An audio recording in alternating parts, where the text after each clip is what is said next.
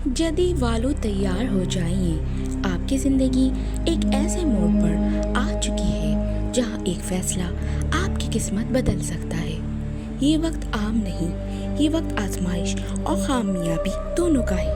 अगर आप पुरजे जदी हैं तो ये पैगाम ख़ास आपके लिए है। मजमूई तवनाई, सियारों की गर्दिश आपके 10वें घर को मुतहर्रिक कर रही है, जो करियर, मकाम और इज़्ज़त का घर है। ये तरक्की का वक्त है, लेकिन सिर्फ उन लोगों के लिए जो मेहनत और सब्र का साथ नहीं छोड़ते।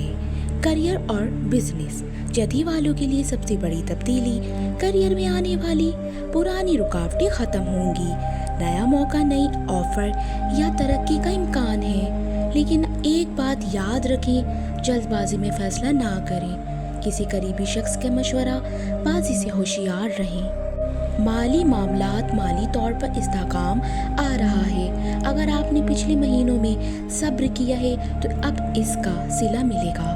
लेकिन गैर ज़रूरी खर्च से बचें, ख़ास तौर पे बड़ी सरमायाकारी सोच समझ कर करें। मोहब्बत और रिश्तों में संजीदगी बढ़ेगी।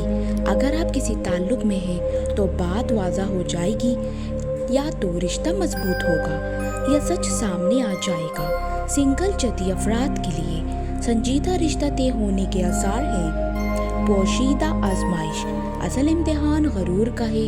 आपको लगेगा कि अब सब कुछ आपके कंट्रोल में है, लेकिन कायनात आजिज़ी सिखाना चाहती है। सब्र और शुक्र आपकी असल ताकत है। खुशकिस्मत दिन और नंबर, खुशकिस्मत दिन बुध और हफ्ता, खुशकिस्मत नंबर 4 और 8, खुशकिस्मत रंग सियाह और गहरा सब्ज़।